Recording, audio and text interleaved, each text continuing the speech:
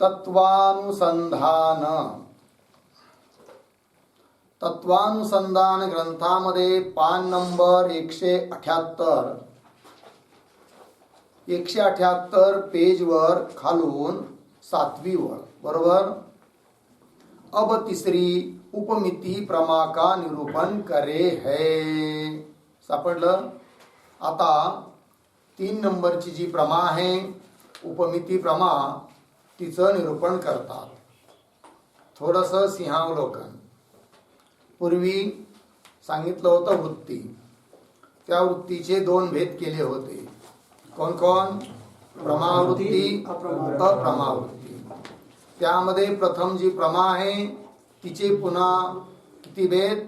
2. कोण कोण? जीवाश्रया, ईश्वराश्रया. त्यामध्ये जी ईश्वराश्रया प्रमा आहेत तिचे पुन्हा किती भेद? 2. जीवाश्रया प्रमेचे 2 भेद. कोण कोण? पारमार्थिकी, व्यवहारिकी. त्यात व्यवहारिकी जी जीवाश्रया प्रमा तिचे भेद केले होते किती? 6. कोण कोण? प्रत्यक्ष, अनुमिती, उपमिती, शाब्द, अर्थापत्ती, अभाव. त्यापैकी प्रत्यक्ष प्रमा आणि अनुमिती प्रमा यांचं विवेचन आतापर्यंत झालं. आता तिसरी, त्या 6 पैकी जी तिसरी आहे उपमिती प्रमा तिचं निरूपण करतात. त्यानंतर शाब्दी, अर्थापत्ती, अभाव प्रमेचंही निरूपण केल्या जाईल. क्रम प्राप्त आहे उपमिति प्रमा. तर पंक्ति पहा. अब तिसरी उपमिति प्रमा का निरूपण करे है. तिसरी जी उपमिति प्रमा आहे तिचं निरूपण. तहा सादृश्य प्रमिती ही उपमिती ही हे उपमितीचं लक्षण. काय बोला? सादृश्य प्रमिती ही उपमिती ही. हा, सादृश्य प्रमिती ही उपमिती म्हणजे काय बरं? तर अर्थही दिलाय. अर्थ यह सादृश्य को विषय करणे हारी जा प्रमा, म्हणजे जो प्रमा है सा उपमिति प्रमा कही जावे है. सादृश्य प्रमिती म्हणजे सादृश्याला विषय करणारी जी प्रमा, प्रमाणापासून उत्पन्न झालेलं ज्ञान, असं ते ज्ञान की ज्याचा विषय सादृश्य आहे. तर सादृश्याला विषय करणारं जे प्रमाणापासून उत्पन्न झालेलं ज्ञान अर्थात प्रमाज्ञान, त्या प्रमाज्ञानालाच म्हणायचं काय? उपमिती नावाची प्रमा. ठीक आहे, दिलाय. सादृश्य प्रमिती उपमिती. अर्थ यह सादृश्य को विषय करणारी जा प्रमा है सा उपमिति प्रमा कही जावे है. लागलं. जैसे उदाहरण, तर नगर विषय देखा है गोपिंड जिस पुरुष ने. कोणी एक मनुष्य आहे आणि त्याने आपल्या घरी, आपल्या गावात बार बार अनेक वेळेस पाहिली आहे काय? गाय, की गाय आहेत म्हणून. एक दिवस त्याला जरूरत पडली गवय पशुची. गवय नावाचा पशु. पण गवय हा पशु कसा असतो हे त्याला माहीत नाही, पण त्याला बघायचा होता, त्याच्याशी काही त्याचं काम असेल म्हणून तो अरण्यात गेला, जंगलात गेला. आणि तिथं राहणाऱ्या, त्या अरण्यात राहणाऱ्या पुरुषाला त्याने विचारलं की दृश गवय, गवय कसा असतो? तर त्याने सांगितलं, अरे आता गवय कसा असतो हे तुला कसं सांगू बरं? आता मग त्याने विचार केला. म्हणे एक काम कर, तू गाईला बघितलाय का? म्हणे हो, आमच्या घरी गाय आहे, रोज दूध देते 3-4 लिटर सकाळी, 3-4 लिटर संध्याकाळी. मी रोज खातो पितो दूध, दही, तूप, आणि म्हणून तर एवढा तुम्हाला तगडा दिसतोय. बरं जाऊ दे, ते बाकीचं काही बोलू नको एक्स्ट्रा. काही माणसांना अधिक बोलायची सवय असते.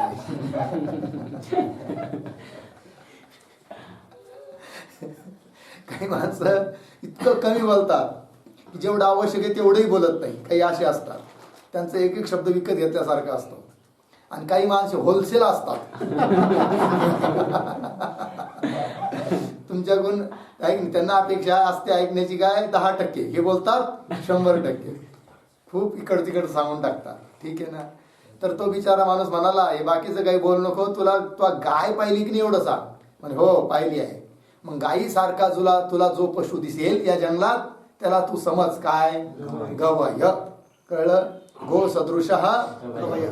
असं ऐकून तो मनुष्य जंगलात गेला. ठीक आहे. खूप शोधलं, तेव्हा त्याला पुढे एक पशु दिसला. आणि त्याच्या लक्षात आलं अरे बरोबर गाई सारखाच आहे की नाही, शिंग शेप वगैरे सर्व काही गाई सारखंच आहे. आणि त्याच्या लक्षात आलं की गायीसारखा हा पिंड आहे, याचा अर्थ हाच काय आहे, गवय आहे की नाही. आता गो सदृश गवय, गायी सारखा हा पशु आहे, हे झालं ज्ञान. मग पुन्हा त्याला एक ज्ञान झालं की ह्या गवयासारखा माझी गाय आहे की नाही. मग गवयाच्या ठिकाणी गायीच्या सादृश्यतेचं ज्ञान, हे झालं उपमान प्रमाण. आणि माझी गाय या गवयासारखी आहे, हे झालं उपमिती प्रमा. याला काय म्हणायचं, उपमिती प्रमा.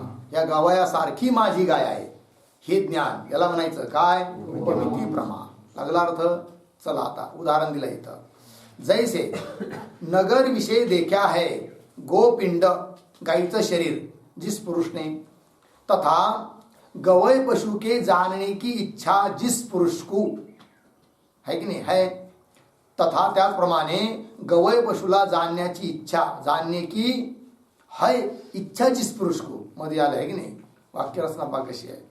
तथा गवय पशु के जानने की है इच्छा जिस पुरुष को, काय अर्थ होईल, तथा गवय पशु के जानने की इच्छा जिस पुरुष को है, ज्या पुरुषाला गवयाला जाणण्याची पण काय आहे, इच्छा आहे. सो पुरुष किसी वनवासी पुरुष ते पूछता भया, त्याने कोण्या तरी वनवासी पुरुष म्हणजे कोण, अरण्यात राहणारा पुरुष. वनवासी पुरुष याचे अनेक अर्थ होतात. वनवासी पुरुषाचा अर्थ आणि असाही होतो काय, की ज्याला कोणीच नाही, आई नाही, बाप नाही, भाऊ नाही, बहीण नाही, त्यालाही काय म्हटलं जातं, वनवासी विचारा. पण असला वनवासी नाही घ्यायचा इथं, अरण्यात राहणारा. सो पुरुष किसी वनवासी पुरुष ते पूछता भया, काय की जो गवय पशु कैसा होवे है, गवय पशु कसा असतो हे मला तुम्ही सांगा.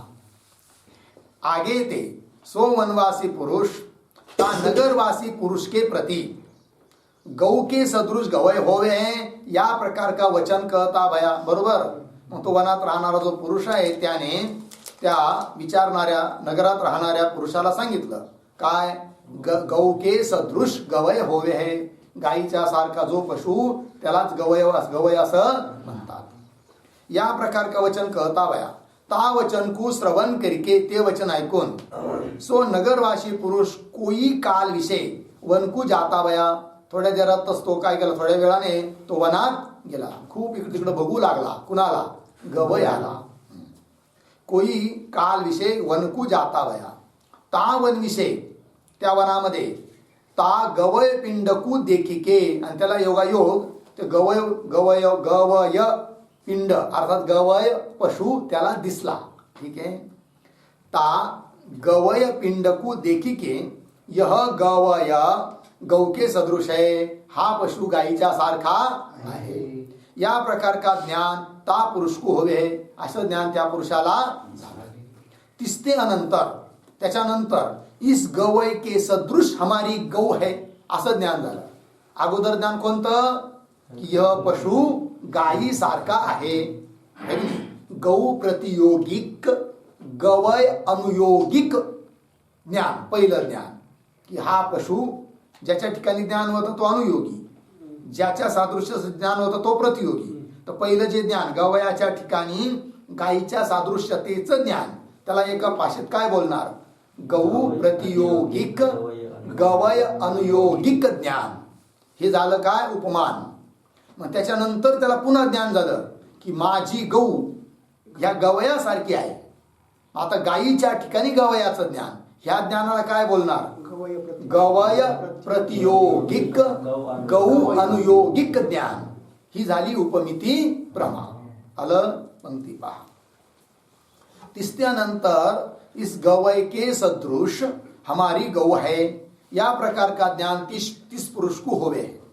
इसी ज्ञान का नाम उपमिती प्रमा है. यालाच काय म्हटलं गेलं आहे, उपमिती प्रमा. ता गवय पशुनिष्ठ, म्हणजे गवय पशुच्या ठिकाणी जो गौ के सादृश्य का ज्ञान है.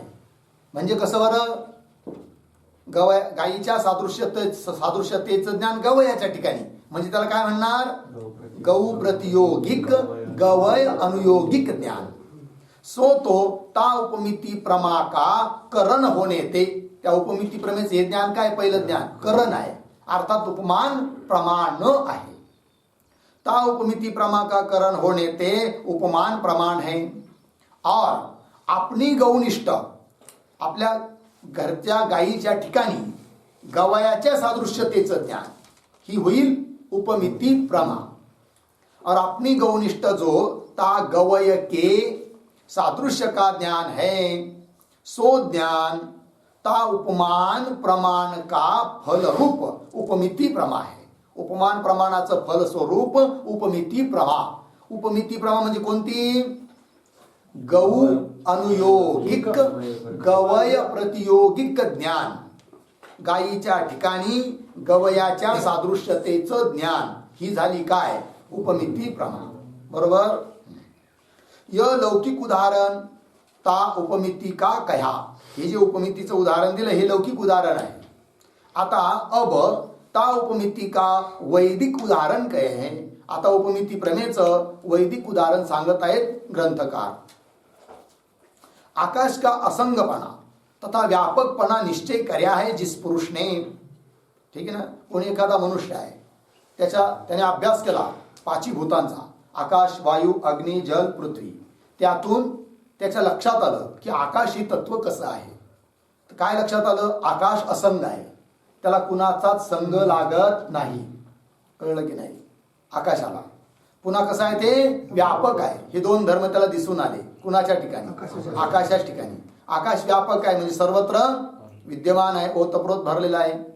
असंग आहे, त्याला कुणाचा संग लागत नाही, लेप लागत नाही. आकाश का असंगपणा तथा व्यापकपणा निश्चय कर्या है जिस पुरुष ने. और ब्रह्म के असंगपणे को तथा व्यापकपणे को जिस पुरुष ने जान्या नहीं. न आहे ना तिथं, जिस पुरुष न, तर जिस पुरुष ने जान्या नहीं.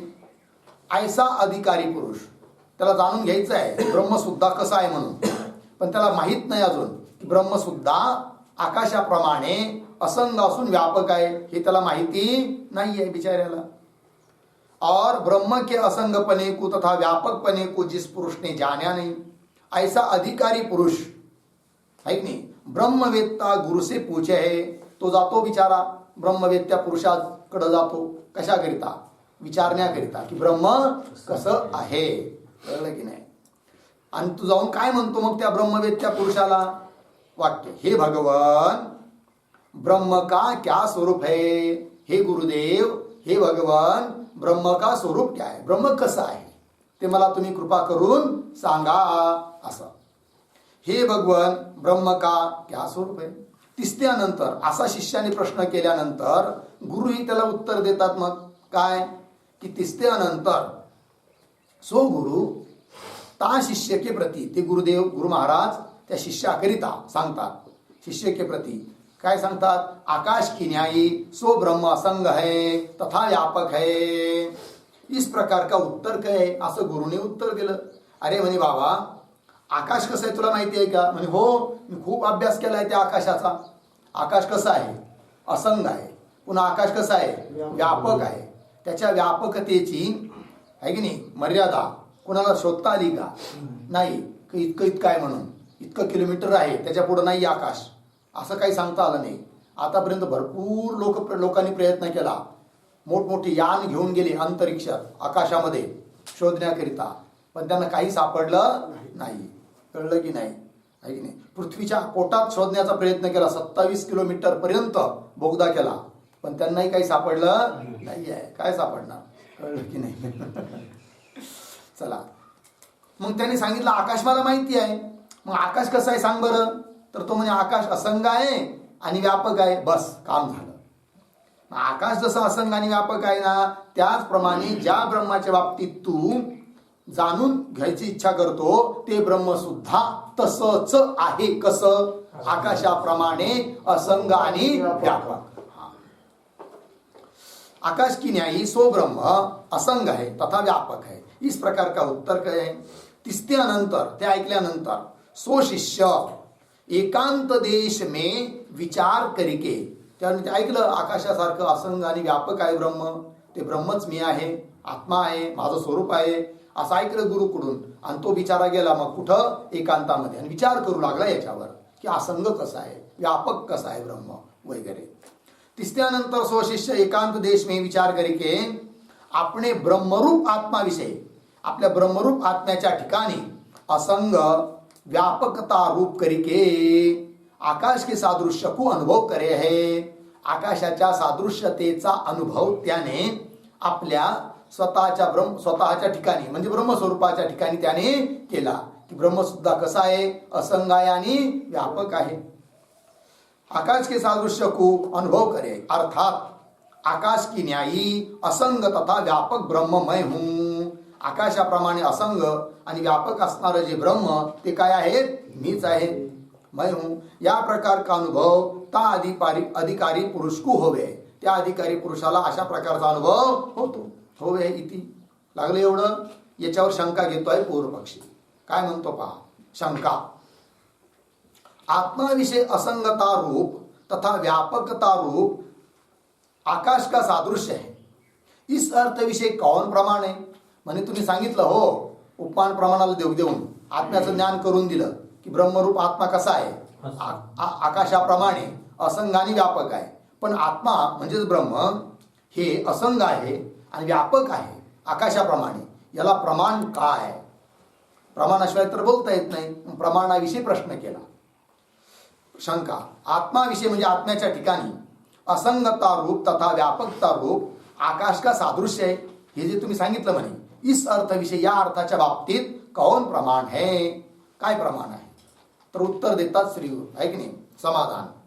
श्रुती स्मृती आचार्य वाक्य इन तीनों करके सो अर्थ सिद्ध है. या तीन प्रमाणाच्या द्वारे हा अर्थ सिद्ध आहे. कोणता अर्थ की ब्रह्म हे आकाशाप्रमाणे असंग आणि व्यापक आहे. ही गोष्ट श्रुती प्रमाणाने सिद्ध आहे, स्मृती प्रमाणाने सिद्ध आहे आणि आचार्य वाक्याने देखील सिद्ध आहे. श्रुती स्मृती आचार्य वाक्य इन तीनों करके स्वार्थ सिद्ध आहे. म्हणजे ठीक आहे, मग कोणती श्रुती आहे ती श्रुती सांगा, स्मृती सांगा, सर्व सांगा, सांगतायत.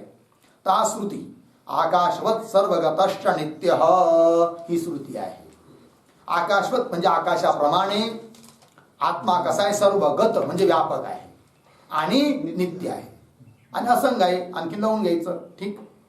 सर्वगतश्च नित्य अर्थ आत्मा आकाश की न्यायी सर्वत्र व्यापक है तथा नित्य है. कि आकाशाप्रमाणे आत्मा व्यापक आहे, नित्य आहे, असंग आहे. इस श्रुति ने आत्मा को आकाश की न्यायी व्यापक कया है. या श्रुतीने आत्म्याला आकाशाप्रमाणे काय सांगितलं, व्यापक सांगितलेलं आहे. तर श्रुतीचं प्रमाण दिलं.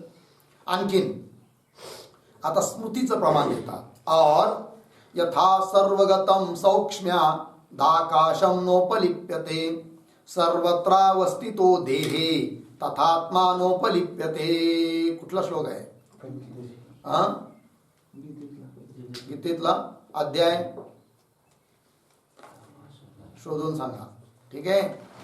यथा सर्वगतम सौक्ष्म्यात आकाशम न उपलिप्यते सर्वत्र अवस्थितः देहे तथा आत्मा न उपलिप्यते. अन्वय पहा. यथा सर्वगतम आकाशम सौक्ष्म्यात न उपलिप्यते नोपलिप्यते. लागले एवढं. पुढे तथा देहे सर्वत्र अवस्थितः आत्मा सर्वत्र अवस्थित आत्मा नोपलिप्यते. ठीक. अर्थ पहा की यथा ज्याप्रमाणे सर्वगतम आकाशम सर्वत्र व्यापक आकाश सौक्ष्म्यात सूक्ष्म असल्यामुळे नोपलिप्यते लिंपायमान होत नाही, लेप लागत नाही. कुणाला, आकाशाला. आकाशाला कशाचाही का लेप लागत नाही बरं, की आकाश हे सूक्ष्म आहे. तुम्ही इथं घर बांधलं काही दिवसांनी ते घर पडलं, मग तिथं आकाशामध्ये असं काही चिन्ह राहतं का इथं घर होतं म्हणून? काही लेप लागत नाही आहे की नाही? एखादा सुगंधी पदार्थ तुम्ही असा फिरवला आहे की नाही, तर तिथं त्या आकाशाला तो चिटकून राहिला का सुगंध?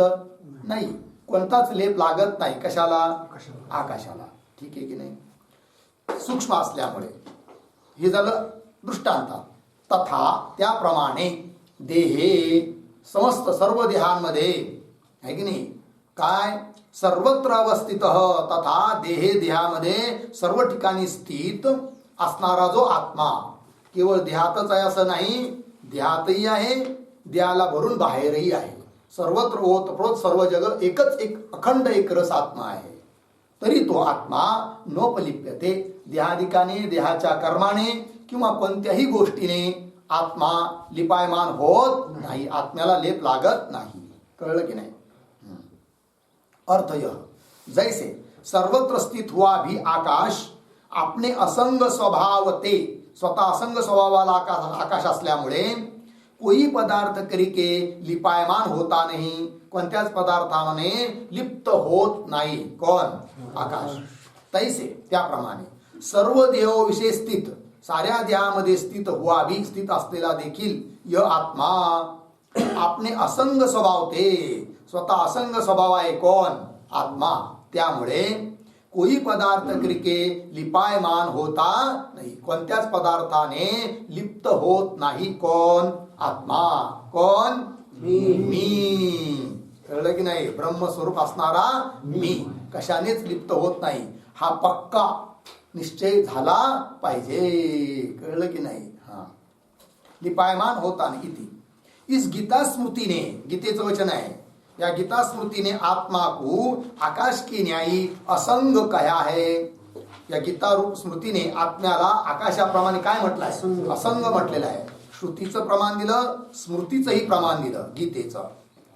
इस गीता स्मृति ने आत्मा को आकाश की न्यायी असंग कहा है. और आणखीन दृश्य स्वरूपम गगनोपम परम, इस वचन करके आचार्य ने भी, आचार्य म्हणजे कोण? आद्य जगत गुरु शंकराचार्यजी महाराज, त्यांच्या ग्रंथातलं कुठलं तरी वचन आहे.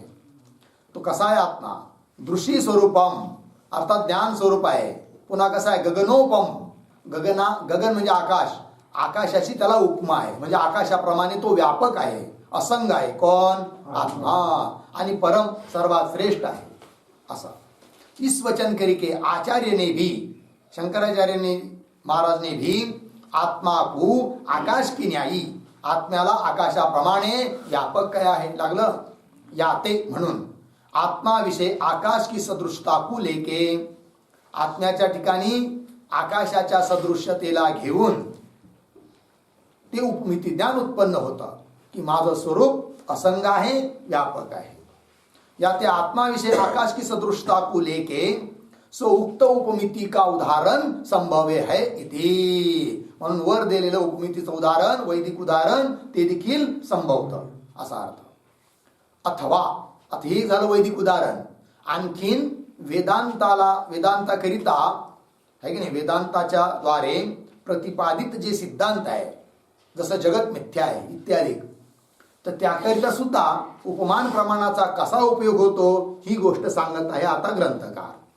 अथवा शुक्ती रजत स्वप्न पदार्थ आदि को विषय मिथ्यापणे को निश्चय करिके, एखाद्या पुरुषाने विचार करून निश्चय केला. काय निश्चय केला? शुक्तीच्या ठिकाणी प्रतीत होणारं रजत हे जरी दिसताना सत्य दिसत असलं तरी ते सत्य नसून मिथ्याच आहे, कल्पित आहे, त्याच्यापासून काही कार्य करता येत नाही.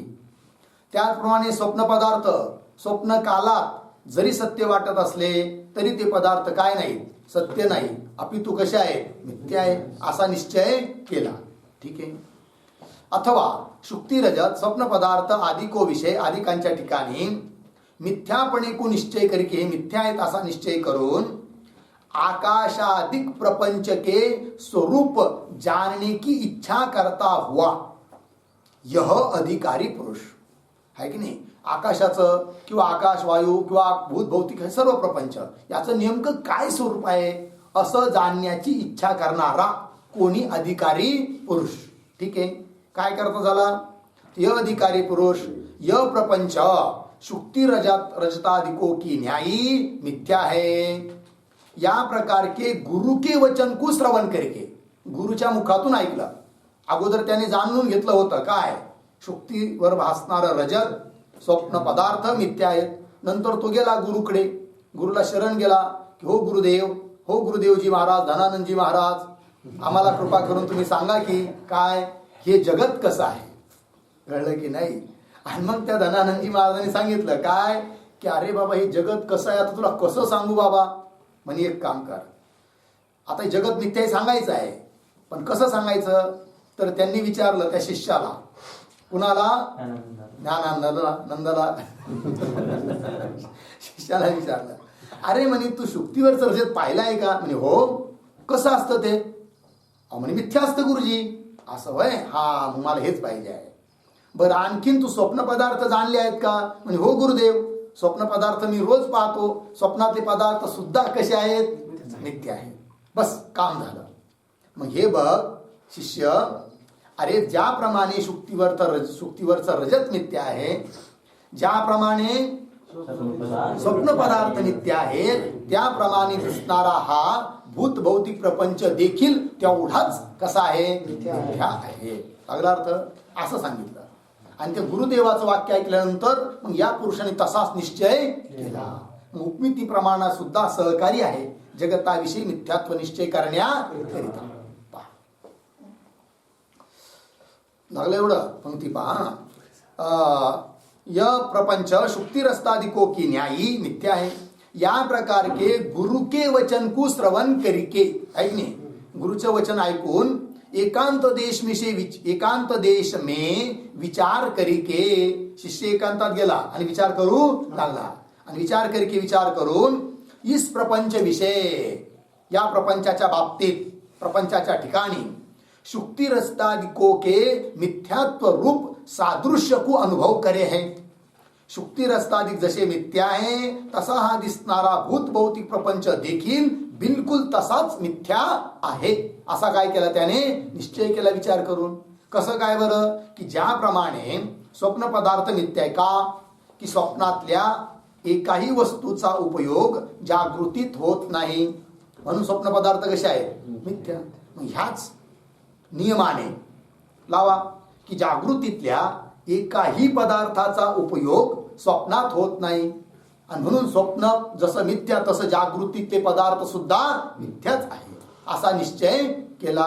ठीक आहे की नाही? शुक्ति रस्तादिकों के मिथ्यात्व रूप सादृश्य को अनुभव करे है, अनुभव करतो. अर्थात यह आकाशादिक प्रपंच शुक्ति रस्तादिकों की न्यायी मिथ्या ही है. या प्रकार का अनुभव त्या अधिकारी पुरुष को हवे. अशा रीतीचा अनुभव त्या अधिकारी पुरुषाला जमू राहिला. कोणता? की आकाशादिक प्रपंच, भूत भौतिक प्रपंच शुक्ती रस्तादिकाप्रमाणे काय आहे? मिथ्या आहे की नाही? अहम ब्रह्मास्मी हा निश्चय होईल तेव्हा होईल, त्याची काळजी करूच नका. त्या अगोदर हे समस्त जगत देहादिक प्रपंच बिलकुल स्वप्नाप्रमाणे मिथ्या आहे असा खरोखर निश्चय जर झाला तर तुम्हाला ब्रह्मबोध होण्याकरिता काही वेळ लागत नाही. म्हणून तिकडं भांगडीत पडू नका. जगत मिथ्या आहे याला पक्क करा, की कधी पण उठता बैठता सर्व काही करताना जगत कसं वाटलं पाहिजे? मिथ्या. जसं एखादं मोठं चित्र काढलेलं असावं आणि त्या चित्रामध्ये पडद्यावर अनेक चित्र असतात की नाही? चित्र काढलेले आहे, मोराचं चित्र आहे, नदी आहे, पर्वत आहे की नाही, मंदिर आहे, नदी वाहते आहे. पण तहान लागली म्हणजे मनुष्य पाणी पिण्याकरिता त्या चित्रात काढलेल्या नदीकडे जातो का? नाही. का बरं? त्याचा निश्चय आहे हे काय सर्व कल्पित आहे, मिथ्या आहे, काहीच नाही याच्यात तथ्य. त्याप्रमाणे या जगताच्या बाबतीत सुद्धा काय झाला पाहिजे? तसाच मिथ्यात्वाचा निश्चय झाला पाहिजे. पण असं नाही की स्वतःच्या शरीराला सत्य समजायचं आणि शरीराला सोडून बाकीच्या जगताला मिथ्या समजायचं, असं नाही. सुरुवात स्वतःच्या शरीरापासून करायची आहे. हे शरीर पंचमहाभूताचं आहे. जन्म होण्याच्या अगोदर हे शरीर नव्हतं, मेल्यावरही राहणार नाहीये, दिसतं त्या काळात सुद्धा नाहीच आहे, मिथ्या आहे.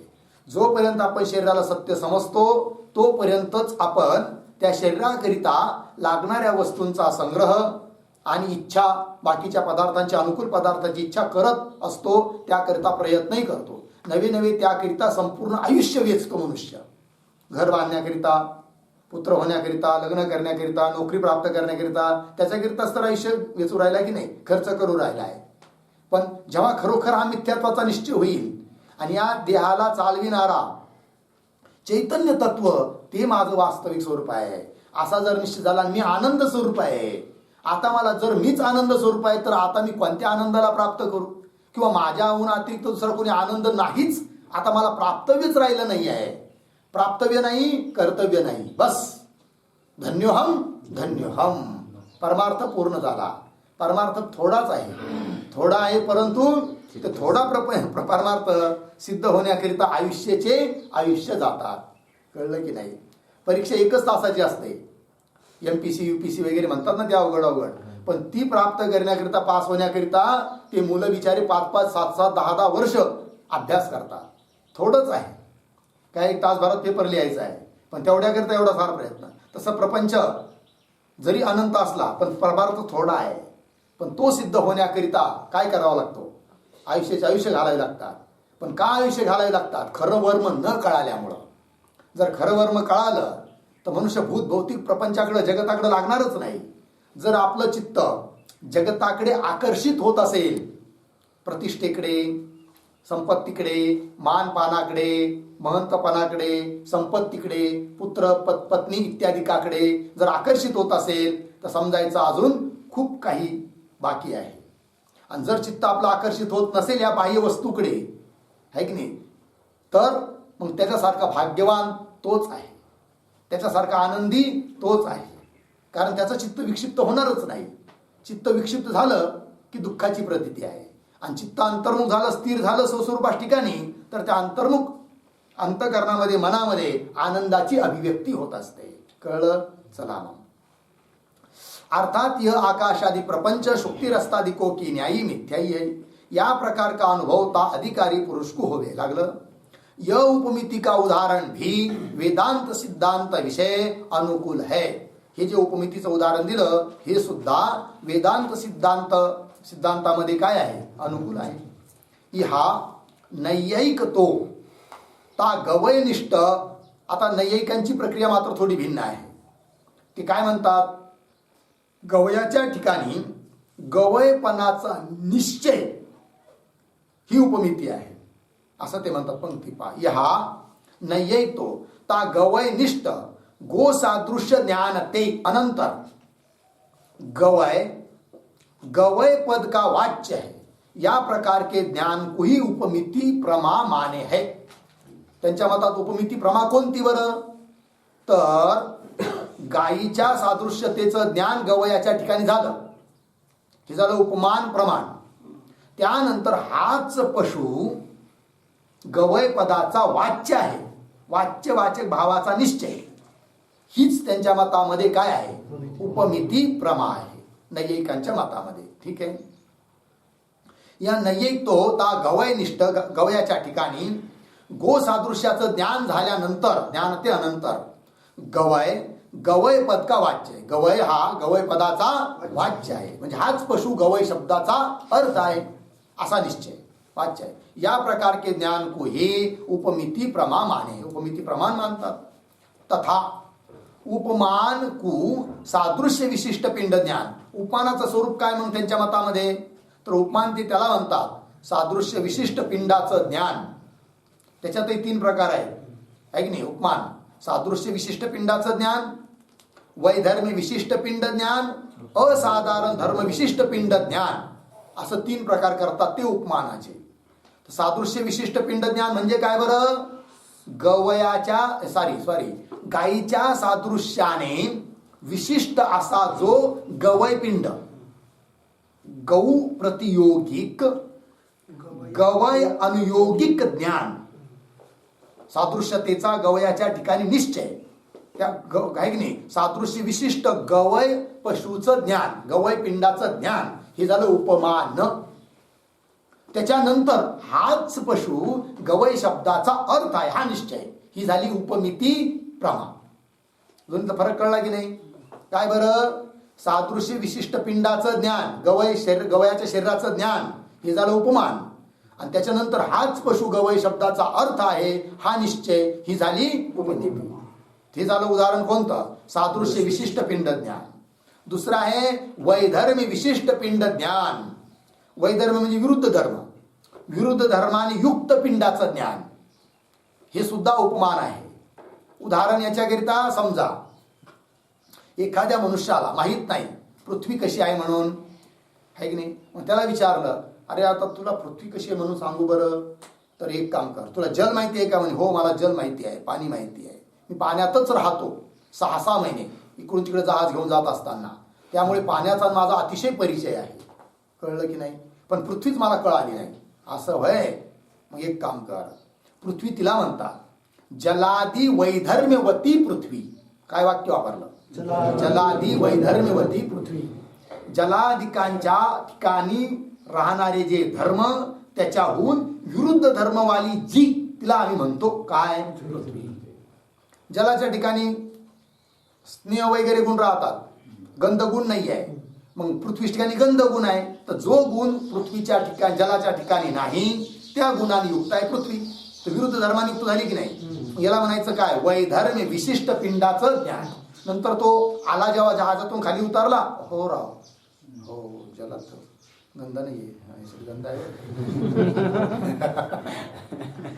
आणि पाण्यात पाय ठेवला तर भस्कन खाली जातो आणि पृथ्वी जात नाही. हा, विरुद्ध धर्मवाली हीच पृथ्वी असली पाहिजे. निश्चय झाला की पृथ्वी आहे. कळलं की नाही. हा, तर वैधर्म्य विशिष्ट पिंडाचं ज्ञान हे झालं उपमान प्रमाण.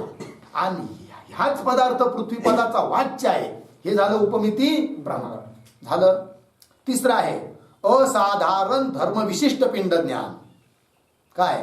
असाधारण धर्म विशिष्ट पिंड ज्ञान, असाधारण धर्माने युक्त पिंडाचं ज्ञान, आहे की नाही. म्हणजे याचं करता उदाहरण काय बरं? तर समजा एखाद्या मनुष्याने विचारलं कुणाला तरी कीदृशः काय? खड्गमृग. खड्गमृग कीदृशः, खड्गमृग कसा असतो. ठीक, खड्गमृग म्हणजे काय बरं? गेंडा. गेंडा माहितीये? गेंडा कसा असतो. आता त्या सांगणाऱ्याला प्रश्न पडला, तर गेंडा कसं सांगावं याला. तर त्याने सांगितलं, म्हणे ठीक आहे सांगतो ऐक.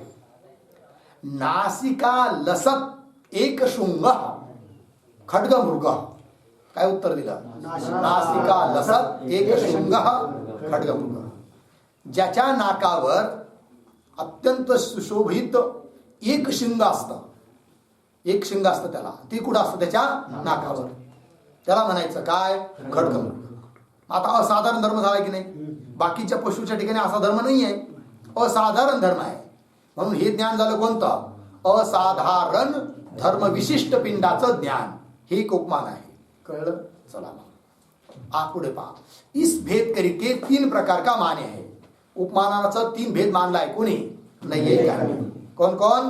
सादृश्य विशिष्ट पिंड ज्ञान, वैधर्म्य विशिष्ट पिंड ज्ञान, असाधारण धर्म विशिष्ट पिंड ज्ञान. सो नैयायिकों का मत न्याय प्रकाश के 6 परिच्छेद विषय उपमान निरूपण विषय. उपमानाचं निरूपण करत असताना न्याय प्रकाश ग्रंथामध्ये 6व्या परिच्छेदामध्ये विस्तारते प्रतिपादन करे आहे. ठीक आहे. जिसको जिज्ञासा होवे तिसने तासे जानी लेना. ज्याला खूप विस्तारपूर्वक जाणण्याची इच्छा असेल त्याने तिथं त्या ग्रंथाला उघडून जाणून घ्यावं. कळलं? इति उपमिती प्रमाण निरूपण.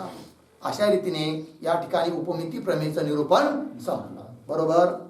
तर व्यावहारिकी प्रमा जीवाश्रया प्रमेयचे जे 2 भेद होते, पारमार्थिकी व्यावहारिकी, त्या व्यावहारिकी जीवाश्रया प्रमेयचे 6 भेद सांगितले होते.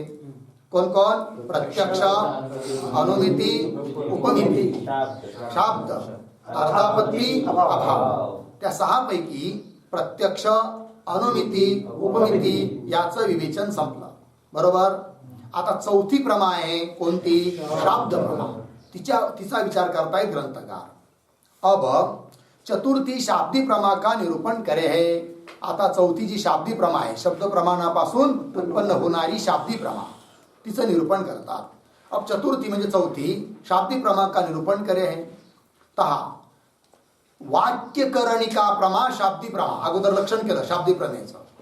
वाक्यकरणिका प्रमा शाब्दी प्रमा, काय लक्षण आहे बोला. वाक्यकरणिका प्रमा शाब्दी प्रमा. हा म्हणजे वाक्य आहे करण जिचं, ज्या प्रमेयचं, अशा प्रमेयला आम्ही म्हणतो शाब्दी प्रमा. अर्थय वाक्य रूप करण करिके जन्य जा प्रमा, जा म्हणजे जो प्रमा, वाक्यरूप करणाच्या द्वारे, करण झालं कोण वाक्य, वाक्यरूप करणाच्या द्वारे उत्पन्न होणारी जी प्रमा तिला म्हणायचं शाब्दी प्रमा. जा प्रमा है सा शाब्दी प्रमा कही जावे है. लागलं एवढं. जैसे उदाहरण ज्याप्रमाणे तत्वमसी इस वैदिक वाक्य को श्रवण करेके, कुणी ऐकलं वाक्य कोणतं तत्वम असे. तत्वमसी इस वैदिक वाक्य को श्रवण करके, या वैदिक वाक्याला श्रवण करून ऐकून, इस अधिकारी पुरुष को, या अधिकारी पुरुषाला, जा म्हणजे जो, अहम ब्रह्मास्मी या प्रकारची प्रमा होवे है. ऐकलं गुरुच्या मुखातून तत्वमसी, ते ब्रह्म तू आहेस. मग ऐकणारा जो शिष्य त्याने चिंतन केलं आणि चिंतन करून त्याला ज्ञान उत्पन्न झालं काय, अहम ब्रह्मास्मी. इस अधिकारी पुरुष को जा अहम ब्रह्मास्मी या प्रकार की प्रमा होवे है. तथा है की नाही, ही कोणती प्रमा झाली शाब्दी प्रमा. मग अहम ब्रह्मास्मी प्रमा ज्ञान आहे. कोणती प्रमा आहे पण शाब्दी प्रमा आहे. पण शाब्दी प्रमा असली तरी प्रत्यक्ष आहे. इन याचा विचार पुढे.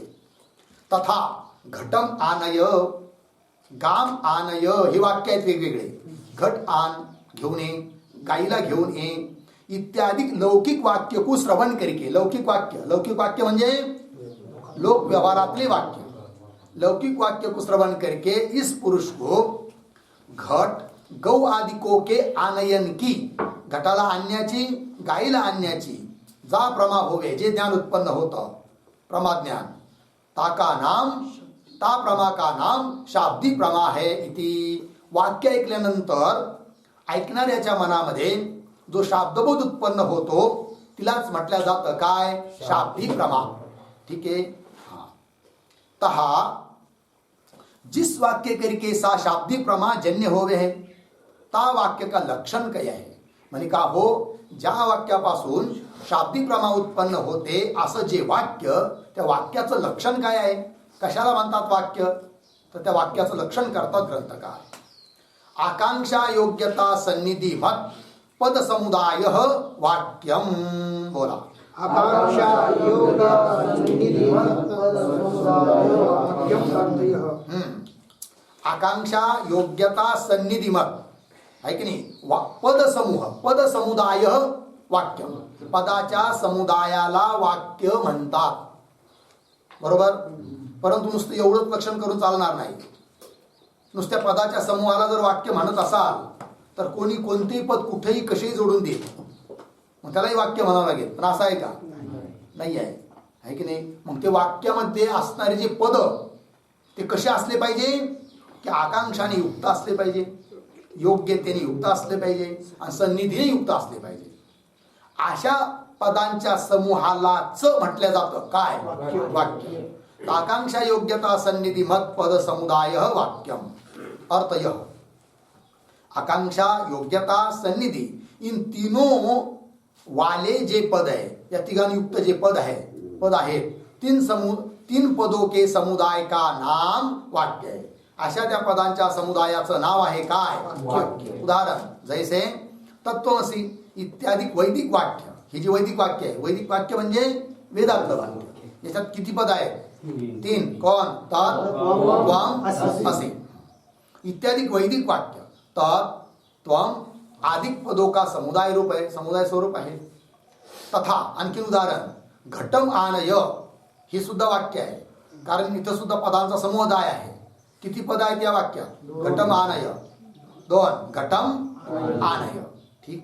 इत्यादी लौकिक वाक्य घट आनय इत्यादि पदों का समुदाय रूप है, समुदाय स्वरूप है म्हणून वाक्य है इथे. अब जिन पदों के समुदाय का नाम वाक्य है. वाक्य कशाला म्हणायचं, पदाच्या समूहाला वाक्य म्हणतात, पदाच्या समूहाला. पण म्हणजे ज्या पदाच्या समूहाला वाक्य म्हणतात ते पद तरी काय आहे, पदाचं लक्षण काय आहे, पद कशाला म्हणायचं. ठीक है. पंक्ति पा. अब जिन पदों के समुदाय का नाम वाक्य है, तीन पदों का लक्षण काय, त्या पदाचं लक्षण करत आहेत. तहा वर्ण समूह पदम. पदाचं लक्षण आहे. काय म्हणायचं? वर्ण समूह, वर्णांचा जो समूह त्याला म्हणायचं काय? पद. वर्ण म्हणजे काय? क ख ब ट ठ ड हे सारे 12 खडी आहे की नाही? वर्णमाला, वर्ण. त्या वर्णाच्या समूहाला काय म्हणायचं? पद. वर्ण समूह पदम. अर्थ यह ककारादिक वर्णों का जो समूह है ताका नाम पद है. ककारादिक क ख ग वगैरे जे असतील त्या वर्णाचा समुदाय त्याला काय म्हणायचं? पद. जैसे उदाहरण कलश हे पद आहे, कारण इथं सुद्धा काय? वर्णांचा समूह आहे. किती वर्ण आहे याच्यात? 3. कोण कोण? क ल श 3 वर्ण आहेत. कळलं? जैसे कलश इत्यादि पद ककारादिक वर्णों का समूह रूप है. लागलं? तहा ता पद के घटक. ता पद के घटक म्हणजे कलश इत्यादि पदाचे घटक कोण? वर्ण. पदाचे घटक कोण आहे? वर्ण आहे. वर्णाने बनतो कोण? पद. पदाने बनत काय? वाक्य. वाक्याचे घटक कोण? पद. पदाचे घटक कोण? वर्ण. तहा ता पद के घटक ककारादिक वर्णों विषय, ककारादिक वर्णों विषय जो एक ज्ञान की विषयता है यही समूहपणा है. म्हणे का हो, तुम्ही जे लक्षण केलं वर्ण समूह पदम, वर्ण कळाले आम्हाला ककारादिक, पण समूह काय चीज आहे? समूह कशाला म्हणायचं आहे की नाही? क ख कलश मध्ये कलश हे वर्ण आहेत, पण त्याचा समूह, तर समूह म्हणजे काय? समूह शब्दाची व्याख्या काय करताय? तहा ता पद के घटक ककारादिक वर्णो विषय, ककारादिक त्या वर्णांच्या ठिकाणी एक ज्ञान की विषयता यही समूहपणा आहे. एक ज्ञान विषयत्वम समूहत्वम. बोला. एक ज्ञान विषयत्वम समूहत्वम. है की नाही? एक ज्ञान विषयत्वम, एक ज्ञानाचा जो विषय त्याला म्हणतात समूह. जसं उदाहरण काय? की इदम भवनम, हे भवन आहे, किंवा इदम गृहम हे घर आहे. तर घर आहे की नाही? तर घर कशाला म्हणायचं? इथं घर काय आहे? आता घर पाहिलं तसं तर काय बरं? अनेक विटा, सिमेंट, लोखंड हे सारे वेगवेगळे आहे. त्याचा समूह त्यालाच म्हणतात काय? घर. पण आता वेगवेगळी बुद्धी राहिली का इथं? नाही. एक ज्ञानाची विषयता आहे. इदम गृहम या एका ज्ञानाचा विषय जो त्याला आम्ही म्हणतो काय? घर. तसं कलश याच्यात जरी तरी अनेक वर्ण, हे एक पद आहे. कलश इति एकम पदम हे एक पद आहे. अशा रीतीने एक ज्ञानाची विषयता कुठं आली? तिघांच्या ठिकाणी. कलश तिघांच्या ठिकाणी. मग एक ज्ञानाची विषयता ज्याच्या ठिकाणी आहे त्यालाच आम्ही म्हणतो काय? समूह. बरोबर? चला. तर घट आनय म्हणजे किती पद आहेत इथं? 2. तर इथं घट आणि आनय दोघाला घेऊन दोघं एक ज्ञानाचे विषय आहेत का? नाही. घट वेगळा आहे, आनय वेगळा आहे. ठीक आहे नाही? मग घट हे एक पद आहे, ही झाली एक ज्ञानाची विषयता घट पदाच्या ठिकाणी. आनय हे एक पद आहे, इथं सुद्धा एक ज्ञानाची विषय झाली आनय पदाच्या ठिकाणी. कळलं की नाही? तीच दिले लक्षण. तहा ता पद के घटक ककारादिक वर्णो विषय, वर्णांच्या ठिकाणी जो एक ज्ञान की विषयता है यही समूहपणा है. लागलं? पुढे यद्यपि नैयायिकों के मत विषय ते ककारादिक वर्ण शब्दरूप होणे ते क्षणिक आहे की नाही? म्हणे का हो, आता वर्णाचा समूहच बनेल कसं काय? ध्यान द्या. तुम्ही काय सांगितलं? लक्षण काय केलं? पदाचं काय लक्षण केलं? वर्ण समूह. वर्णाच्या समूहाला काय म्हणायचं? पद. पण वर्णाचा समूहच बनणार नाही. कसं काय बनणार नाही? कारण वर्ण हे वर्ण शब्दरूप आहे आणि नैयायिकाच्या मतामध्ये शब्द हे क्षणिक आहेत. क्षणभर राहतात. पहिल्या क्षणात उत्पन्न होतात, दुसऱ्या क्षणात स्थिर राहतात, तिसऱ्या क्षणात नष्ट होतात. मग जेव्हा तुम्ही कलश शब्द उच्चारता तेव्हा क उच्चारल्यानंतर तर क उत्पन्न झाला, स्थिर राहिला, नष्ट झाला, नंतर उत्पन्न झाला कोण? ल. किंवा क च्या स्थिती कालात उत्पन्न झाला ल. परंतु ल ची स्थिती येईपर्यंत क नष्ट होऊन जातो. आहे की नाही? आणि ल ची स्थिती आली तर पुन्हा लचा क्षण अंतिम क्षण येतो तेव्हा उत्पन्न होतो कोण? श. मग श उत्पन्न होतो तेव्हा तोपर्यंत तर हा ल नष्ट होऊन जातो. आहे की नाही? मग अशा रीतीने दुसरा येवस्तोर पहिला जर नष्ट होतो तर त्याचा समूहच बनेल कसं काय? आणि जर वर्णाचा समूहच बनू शकत नाही तर वर्णाच्या समूहाला पद म्हणतात हे लक्षण तुमचं कसं घटित होणार ही शंका. लक्षात आलं? पंक्ती पहा. यद्यपि नैयायिकों के मत विषय ते ककाराधिक वर्ण शब्दरूप होणे, ते ककाराधिक वर्ण शब्दच आहेत ना, शब्दच आहेत ना, शब्द असल्यामुळे क्षणिक आहेत. कारण नैयायिकाच्या मतामध्ये शब्द सारे कसे आहेत? क्षणिक आहेत. मग ककाराधिक वर्ण सुद्धा क्षणिकच आहेत. का? शब्द असल्यामुळे. शब्दरूप होणे ते क्षणिक आहे. अर्थात तृतीय क्षण विषय नाशवान आहे. क्षणिक म्हणजे काय? क्षणिक शब्दाचा अर्थ काय? तृतीय क्षणात नाशवान. शब्द क्षणिक आहे म्हणजे काय? तृतीय क्षणात नष्ट होतात असा अर्थ आहे क्षणिक शब्दाचा. अर्थात तृतीय क्षण विषय नाशवान है तथा तीन वर्णों का समुदाय रूप पद भी क्षणिक है की नाही? जर ककाराधिक वर्ण भी क्षणिक आहे तर वर्णाचा समुदाय रूप पद हे सुद्धा कसे झाले? क्षणिकच. पद भी क्षणिक है. तथा तीन पदों का समुदाय रूप वाक्य भी क्षणिक है. पदांचा समूह वाक्य तो ते सुद्धा कसं झालं? क्षणिक है. तथा तीन वाक्यों का समुदाय रूप वेद भी क्षणिक है. नैयायिक मतामध्ये वेद सुद्धा कसा आहे? क्षणिक आहे, नित्य नाही आहे. वेदाला नित्य म्हणणारे कोण? मीमांसक आणि वेदांती. कळलं की नाही? पण वेदांत मतात वेद जरी नित्य असले पण कसे नित्य आहे? निरपेक्ष नित्य नाही आहे. ब्रह्माच्या प्रमाणे कल्पापर्यंत नित्य आहे. परंतु मीमांसकाच्या मतामध्ये मात्र ते निरपेक्ष नित्य आहे. कधीच त्याचा नाश होत नाही. कशाचा? वेदाचा. तथा तीन वाक्यों के समुदाय रूप वेद भी क्षणिक है. तथापि असं असलं तरी वेदांत सिद्धांत विषय ते वर्ण क्षणिक नाही आहे. उत्तर दिलं आहे काय? जरी नैयायिकाच्या मतामध्ये वर्ण शब्द क्षणिक असले तरी वेदांत मतात क्षणिक नाही आहे. आणि म्हणून वेदांत मताला घेऊन आम्ही पदाचं लक्षण केलं आहे. काय? वर्ण समूह पद. म्हणजे नैयायिकाच्या सिद्धांताला लागू होत नसेल त्याला आम्ही काय करावं? पण आमच्या मतानुसार तर वर्णाचा समूह त्यालाच आम्ही म्हणतो काय? पद. मग नैयायिक त्यांना जुळणार नाही. मग त्यांच्या परीने ते पदाची व्याख्या वेगळी करून घेतात. कळलं की नाही? अर्थबोधक वगैरे जो वर्ण त्याला पद म्हणतात. ठीक आहे ना? किंवा शक्तम पदम, शक्तीने जी युक्त आहे त्याला ते पद म्हणतात नैयायिक आदी. तथापि वेदांत सिद्धांत विषय ते वर्ण क्षणिक नहीं है. किंतु मग आकाश आदिकों की न्यायी सृष्टि के आदि काल विषय माया उपैत ईश्वर ते तीन वर्णों की उत्पत्ती होवे. ज्याप्रमाणे आकाशादिक सृष्टीच्या आरंभी मायोपाधिक ईश्वरापासून उत्पन्न होतात. कोण? आकाशादिक पंचमहाभूत. त्याप्रमाणे शब्द सुद्धा त्या ईश्वरापासूनच उत्पन्न होतात सृष्टीच्या आरंभ कालात, मायोपाधिक ईश्वरापासून. किंतु आकाशादिकों की नाही सृष्टि के आदि काल विषय मायोपैत ईश्वर ते तीन वर्णों की उत्पत्ति हो गए. लागलं? और प्रलय काल विषय तीन वर्णों का विनाश हो गए. आणि जेव्हा प्रलय होतो तेव्हा त्या वर्णांचा सुद्धा काय होऊन जातो? नाश.